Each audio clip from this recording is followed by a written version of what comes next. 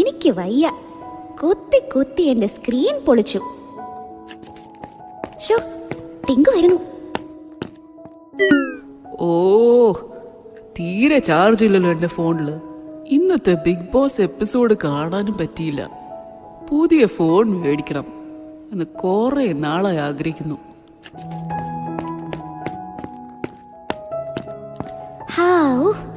ഇപ്പോഴാ സമാധാനമായത്. ഇന്നത്തെ ദിവസം റെസ്റ്റ് എടുക്കാൻ കഴിഞ്ഞിട്ടില്ല. ദൈവമക്കളെ, എന്റെ അവസ്ഥ നിങ്ങൾക്ക് പറഞ്ഞാൽ മനസ്സിലാകുമോ എന്നറിയില്ല. ലോകത്തുള്ള എല്ലാ ആപ്പും എന്റെ കയ്യിലുണ്ട്. ഒരു ദിവസം മുഴുവനും കിട്ടിയ കുത്തി കുത്തിയിരിക്കും. ടിങ്കുവിന്റെ ഡെയിലി റൂട്ടീൻ ഞാൻ പറയാം. കേൾക്കുമ്പോൾ എന്റെ അവസ്ഥ നിങ്ങൾക്കും മനസ്സിലാകും. അലാറം അടിച്ച ഉടനെ എന്നെ തുറന്നു നോക്കും.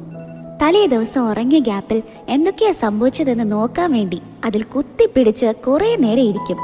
ഉറങ്ങാൻ കിടക്കുമ്പോൾ റീൽസ് നോക്കി ഇങ്ങനെ കിടക്കും. അവസാനം ഞാൻ ആളുടെ മുഖത്ത് അടിച്ചു വീഴുമ്പോൾ എന്നെ മാറ്റി വെച്ച് കിടക്കും. അങ്ങനെ ഞാൻ ഇടയ്ക്കിടയ്ക്ക് ചെറിയ കൊട്ട് കൊടുക്കാറുണ്ട്. ഇപ്പൊ ഏകദേശം എന്റെ അവസ്ഥ പിടികിട്ടിയല്ലോ. നിങ്ങൾ ആരെങ്കിലും ടിങ്കുവിനെ പോലെയാണോ? ശരിക്കും ആലോചിക്ക്. ഞാൻ ഇപ്പൊ വരാം.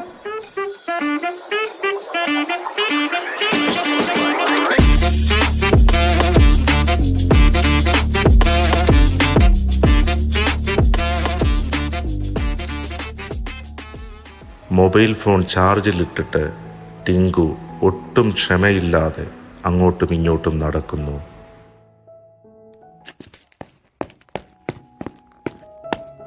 ഓ, 30% ആയുള്ളൂ. ഈ മൊബൈലിനെ കൊണ്ട് തോറ്റു. സാരമില്ല, 1% ആകുമ്പോൾ വീണ്ടും കുത്തിയിടാം.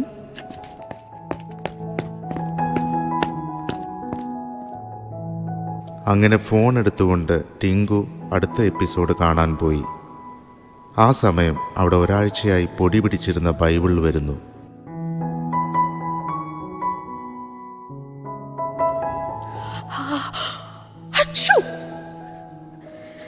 പാവം ഹവ ഫോൺ ഒരു റെസ്റ്റും കിട്ടുന്നില്ല. എന്നെ നോക്ക്, കഴിഞ്ഞ വെള്ളിയാഴ്ച മുതൽ ഞാൻ ഈ മൂലയ്ക്കിരിക്കുക. പൊടി വൃത്തിയാക്കാൻ പോലും എന്നെ തിരിഞ്ഞു നോക്കുന്നില്ല. ദൈവത്തെ മറന്ന് ജീവിക്കുന്നവരെ പറ്റി ദൈവവചനം പറയുന്നത് എന്താണ് എന്നറിയാമോ? നോഹയുടെ കാലത്ത് മനുഷ്യർ ഭൂമിയിൽ തങ്ങൾക്ക് ബോധിച്ച പോലെ നടന്നു.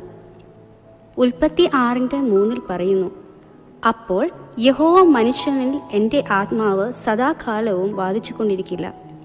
ഭൂമിയിൽ മനുഷ്യൻ്റെ ദുഷ്ടത വലിയതെന്നും അവൻ്റെ ഹൃദയവിചാരങ്ങളുടെ നിരൂപണം ഒക്കെയും എല്ലായ്പ്പോഴും ദോഷമുള്ളതത്രേ എന്നും യഹോവ കണ്ടു. യഹോവയെ കണ്ടെത്താവുന്ന സമയത്ത് അവനെ അന്വേഷിപ്പീൻ, അവൻ അടുത്തിരിക്കുമ്പോൾ അവനെ വിളിച്ചപേക്ഷിപ്പീൻ. നിങ്ങൾ നശിച്ചു പോകാതിരിക്കേണ്ടതിന് അധികം ശ്രദ്ധയോടെ ആയിരിക്കാം.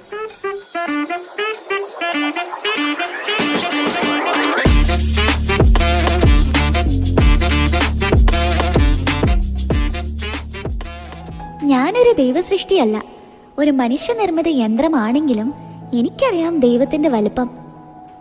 ദൈവത്തെ മറന്ന് ജീവിച്ചാൽ ദൈവം നിങ്ങളുടെ ജീവിതത്തിൽ ഭാരമാകും എന്നാണ് ഗുളുഗുളു അമ്മച്ചിയിൽ നിന്ന് മനസ്സിലാക്കാൻ കഴിഞ്ഞത്. എനിക്കെന്തായാലും നിങ്ങളിൽ മാറ്റം വരുത്താൻ കഴിയില്ല. എനിക്കതിന് താല്പര്യവും ഇല്ല. യൂട്യൂബ്, ഫേസ്ബുക്ക്, ഇൻസ്റ്റാഗ്രാം മുതലായ എല്ലാ ആപ്പും എൻ്റെ കയ്യിലുണ്ടാകും. ആ പൊടി പിടിച്ചിരിക്കുന്ന ബൈബിളാണോ അതോ വെട്ടിത്തിളങ്ങുന്ന സ്ക്രീനുമായി ഇരിക്കുന്ന ഞാനാണോ വേണ്ടിയത് എന്ന് നിങ്ങൾക്ക് തീരുമാനിക്കാം.